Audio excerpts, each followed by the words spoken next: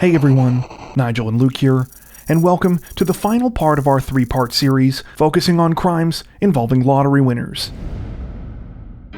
If you haven't seen parts 1 and 2, be sure to check those out first. We'll leave a link in the description below. As always, don't forget to like and subscribe to Crime Zone for more true crime content like this. It really helps us to continue building the channel. With that out of the way, here is part 3 of 3 tragic crimes involving lottery winners.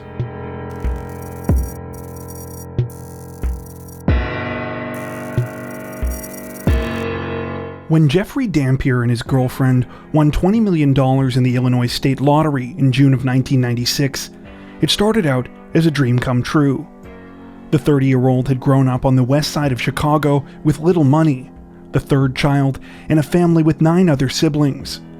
After struggling for years to get by on his own, he suddenly had everything, and was happy to spend lavishly on his family and friends. Though the money allowed Jeffrey to radically change his lifestyle, he soon learned that his newfound wealth wasn't able to fix everything.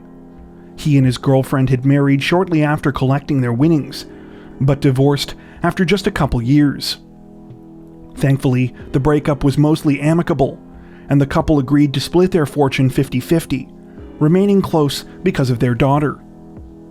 It didn't take long for Jeffrey to find love again, though. By 2001, he had married a woman named Crystal Jackson, and they had started a new life in Florida. Jeffrey bought them a 4,300 square foot home in the affluent suburb of Fishhawk Ranch, roughly a 40-minute drive southeast of Tampa. Not wanting to leave his family behind, Jeffrey soon bought additional properties in the area, including a home for his parents and at least one other townhouse. Several of his siblings also agreed to relocate thanks to his generosity, and by all accounts, Jeffrey was more than happy to help out. Not just with money, but with everything from business advice to fixing cars and even babysitting. The lavish gifts and handouts weren't just limited to his own family, however. In addition to local churches, Jeffrey often gave money to members of his new wife's family as well. This was particularly true of her 2 younger sisters, Terry and Victoria, whom he eventually paid to have relocated to Florida just as he had with his own family. However, unlike with many of the other people in his life, Jeffrey's generosity concerning Crystal's sisters was not merely altruistic. In fact, he had started having an affair with Victoria all the way back when he and his wife were first dating. It would be this relationship that would ultimately lead to his untimely death. Things began to go south when Victoria started dating a man named Nathaniel Jackson. Just a side note, despite sharing a last name, Nathaniel is not related to Victoria or the rest of her family. Like Victoria, Nathaniel benefited from Jeffrey's money, living in an apartment that he paid for them. However, as time passed, he began to grow more and more jealous and resentful towards Jeffrey. Not only was Nathaniel aware of the affair that Jeffrey was having with Victoria, the way he saw it, he always got to act like the big man of the family. He was always handing out money, showering people with houses, cars, and expensive vacations, and as a result, was loved by everyone around him. By the summer of 2005, Nathaniel had had enough. His first plan to get even involved robbing the artisanal popcorn business that Jeffrey had started with his mother and brother earlier that year. The store was called Cassie's Gourmet Popcorn, named after Jeffrey's granddaughter, and was located in the Channelside Entertainment Complex in downtown Tampa. On the 4th of July, Nathaniel, Victoria, and their friend Kayla Stewart entered the store after having drinks nearby and asking Jeffrey if Stewart could use the bathroom. Instead, Stewart went to the room where the business's safe was located and attempted to open it, using a code that she had been given by Victoria. The code turned out to be incorrect, and the 3 would-be robbers left empty-handed. A little over 3 weeks later, though, on the evening of July 26, 2005, Nathaniel decided to go all in on a second plan. What we know about the events of that night come mostly from Terry Jackson, who was a direct witness, as well as what Victoria Jackson would later tell investigators. That evening, Nathaniel told Victoria to call Jeffrey and ask him to come over under the guise of having car troubles. Jeffrey was supposed to be on his way to a dinner with family members, but after receiving the call, decided that he would stop along the way to help Victoria out. At approximately 7:30 p.m. that evening, Jeffrey showed up at Nathaniel and Victoria's apartment in Brandon in his 2005 GMC van.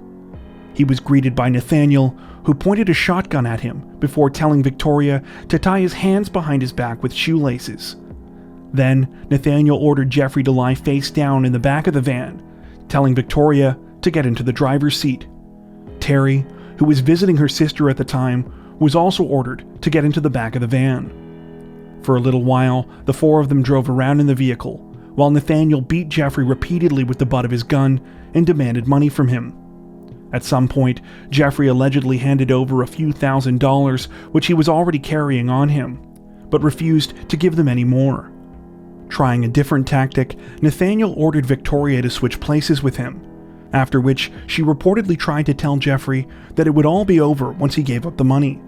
When he refused again, Nathaniel became furious, turning up the radio and shouting at Victoria to shoot him. Both women would later allege that he shouted, quote, "Shoot him, or I'll shoot you." At this point, Victoria shot Jeffrey once in the back of the head, killing him instantly. Horrified, Terry jumped from the moving vehicle, managing to escape. Victoria and Nathaniel then ditched the stolen van at the end of a dead-end street in Seffner, just a short drive from where the crime began. Jeffrey's lifeless body was left inside and was soon discovered by police. Authorities found an abundance of physical evidence at the scene and immediately turned their attention towards Victoria and Nathaniel after interviewing Terry. A warrant was quickly put out for the pair's arrest, and they were tracked down 2 nights later in Jacksonville at a home belonging to Nathaniel's father. At the time of their arrest, they were found in possession of approximately $1,500, believed to have been stolen from Jeffrey Dampier. Both were subsequently charged with first-degree murder, armed kidnapping, and armed carjacking. Victoria Jackson was the first to go to trial in September of 2006.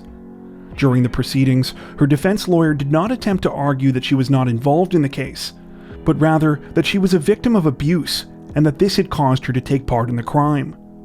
The explanation was that not only had she been a victim of domestic abuse at the hands of Nathaniel Jackson, who had threatened and coerced her to kill Jeffrey, but that Victoria's relationship with Jeffrey had also been abusive.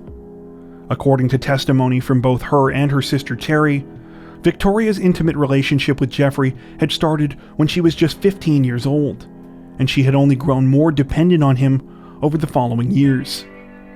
The prosecution, meanwhile, argued that regardless of what had happened to Victoria, she had demonstrated her willingness to participate in the crime by placing the phone call to Jeffrey on the night that he was murdered. They contended that whether or not she knew that Nathaniel planned to kill Jeffrey that night, she knew that nothing good would happen to him when she told him to come over. After a 4-day trial, the jury took just 2 hours to side with the prosecution, finding Victoria Jackson guilty on all charges. Because first-degree murder carries a mandatory sentence of life without parole, the case proceeded directly to the penalty phase, and Victoria was given 3 consecutive life sentences. In April of 2007, Nathaniel Jackson went on trial for his involvement in the murder, and was likewise convicted on all charges and handed 3 consecutive life sentences. In the aftermath of the trials, Jeffrey's family said that they were happy with the outcomes, but were shocked to hear about his affair with Victoria, especially considering how young she was when it had started. The once bustling popcorn business that Jeffrey had started with his mother and brother was quickly shuttered following his death, and never reopened before being sold in 2006. Today, Jeffrey's name can often be seen briefly cited in news stories around the US about how winning the lottery isn't all that it's cracked up to be. That brings us to the end of our list. Do you know of any other cases like this that you think we should check out? Tell us about them in the comment section below. As always, if you enjoyed our video, don't forget to like and subscribe to Crime Zone for more true crime content like this, making sure to hit the notification bell to stay up to date with our latest releases. Thank you for watching.